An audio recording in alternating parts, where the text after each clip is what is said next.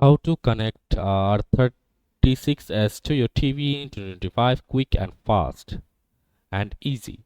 So hey everyone, welcome back to the channel. So basically the R36S handheld console does not support direct video output to a TV via HDMI or any other standard method, but you can do some workarounds like uh, let me first tell you why and what you can do instead. And the R36S does not have a built-in HDMI port, nor does it support analog video output like some older consoles, and limited hardware like the R30 RK3326 chip simply doesn't have the compatible to send a video signal to an external display. No software workaround. And alternatives for playing a larger screen is, if you absolutely need a handheld with TV output, consider other models like the Anbernic RG35XX or RG353M, which support HDMI output. And hardware modification, it's complex, but while possible in theory, modifying the R36S to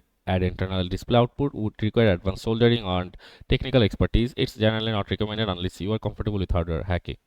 So that's it for this video. See you on the next one, guys.